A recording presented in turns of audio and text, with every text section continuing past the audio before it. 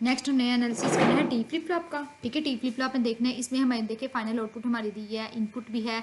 ठीक है, इसकी निकाल लेते हैं हम। टी ऑफ ए किसकी इक्वल आ रहा है, टी ऑफ ए एक्स की इक्वल आ रहा है, और एक हमारी प्रेजेंट स्टेट है T of B. T of B किसका एंड है, एक एक्स का एंड है और क्यू ऑफ ए का एंड है। ठीक है, Q of A T of B किसकी इक्वल है, X dot Q of A के। नेक्स्ट हमारे पास क्यू ऑफ बी आ गया। हमारे पास फाइनल आउटपुट वाई किसकी इक्वल आ रही है, वाई आ रही है क्यू ऑफ ए के और क्यू ऑफ बी के एंड गेट है वाई हमारे पास। ठीक है, हमारे पास इक्वेशन निकल गई। इस टेबल को देखते हुए हमने जो है उसको फिल करना है अपने ट्रांजिशन को। Q of A Q of B present state आ गई। प्रेजेंट स्टेट को उसी तरह हमने डील करना है, 3 बिट का टेबल बनाना है। एक्स को हमने एक्स इनपुट को हमने लास्ट वाला जो है रो को कंसिडर करना है। उसके बाद T of A T of B, T of A हमारे पास किसके इक्वल था, एक्स के इक्वल था, सारी एक्स की वैल्यू आ गई। टी ऑफ बी किसके इक्वल है हमारे पास, x dot Q of A के, एक्स डॉट क्यू ऑफ ए, इन दोनों का डॉट लेना है और जो है मेरे पास टी ऑफ बी भी आ जाएगा। नेक्स्ट मेरे पास आ गया क्यू ऑफ ए और क्यू ऑफ बी, और फाइनल वाई आउटपुट मेरे किसके इक्वल है, इन दोनों के एंड के इक्वल है। फाइनल आउटपुट क्यू ऑफ ए और क्यू ऑफ बी के एंड के इक्वल है।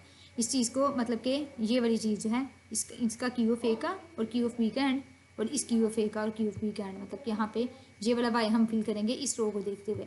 अब मेन चीज़ ये है कि ये वाला क्यू ऑफ ए और क्यू ऑफ बी कैसे फिल करना है। ठीक है, इसके लिए हम ये डायग्राम देखते हैं। यहाँ पे देखिए जरा, टी फ्लिप फ्लॉप जब 0 होगा तो क्यू ऑफ एन की वैल्यू आएगी।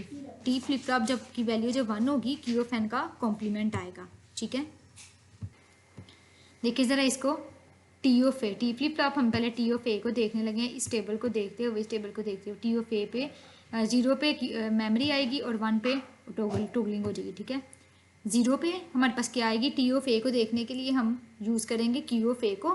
ठीक है, ये चीज़ हम ये वाली क्यू ऑफ ए की रो फिल करने लगे हैं। टी ऑफ ए जब 0 होगा तो मेरे पास क्यू ऑफ एन आएगा। ठीक है, इस डायग्राम को देखेंगे, क्यू ऑफ एन आएगा और क्यू ऑफ एन क्यू में ये वाले क्यू को देखूंगी और ये सेम देखो ये वाली वैल्यू आ गई। फिर मेरे पास टी की वैल्यू जब 1 आएगी तो भी मेरा क्यू ऑफ एन आएगा, और इस क्यू को देख रहे हैं ये चीज़ इधर आ गई।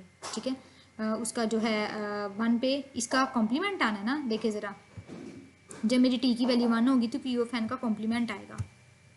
टी की वैल्यू मेरे पास क्या है, 1 है, तो इसका हमने कॉम्प्लीमेंट ले लेना, क्यू ऑफ एन का कॉम्प्लीमेंट आ गया।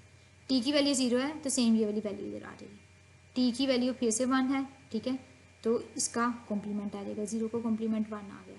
ठीक है, 0 है टी की वैल्यू और Q of N as it is यहाँ पे आ जाएगा। 1 है वैल्यू, क्यू ऑफ एन का कॉम्प्लीमेंट आएगा। 0 है वैल्यू, ये एज इट इज़ आ जाएगी। 1 है वैल्यू, इसका कॉम्प्लीमेंट आ जाएगा। इसी तरह क्यू ऑफ बी को हमने फिल करना है। क्यू ऑफ बी के लिए हम देखेंगे टी ऑफ बी को और क्यू ऑफ बी, ये वाला हम क्यू ऑफ एन को कंसिडर करेंगे क्यू ऑफ बी, मतलब कि इस रो को देखते हुए इसको क्यू ऑफ एन को बिहेव करना है और हमने इस टेबल को फिल करना है। हमारे पास ये वाली भी चीज़ फिल होगी, दोनों टेबल फिल होगी। अब स्टेट ट्रांजिशन में ये हमारी प्रेजेंट स्टेट है, ये हमारी नेक्स्ट स्टेट है, ये इनपुट है, ये आउटपुट है। सेम उसी तरह आपने ड्रॉ करना है, प्रेजेंट स्टेट की सारी स्टेट बनानी है। उसके बाद देखें 0 पे जब इनपुट 0 होगी तो वो जाएगा 0 पे और आउटपुट भी 0 होगी। देखिए 0 पे इनपुट 0 होगी, आउटपुट भी 0 है और 0 पे आ गया। 0 पे इनपुट जब 1 होगी तो जाएगा 1 पे और आउटपुट 0। 0 पे इनपुट जब 1 होगी जाएगा 1 पे और आउटपुट देखिए ये देखिए 0 है इस पॉइंट पे। 0 पे इनपुट जब 0 होगी तो कहाँ जाएगा 0 पे।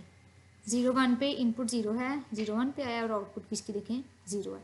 इसी तरह आपने ये वाला टेबल भी फिल कर लेना है, इसको इसकी भी डायग्राम बना के तो जो है ये वाला सारा काम कर लेना सेम उसी तरह जो हमने पहले किया।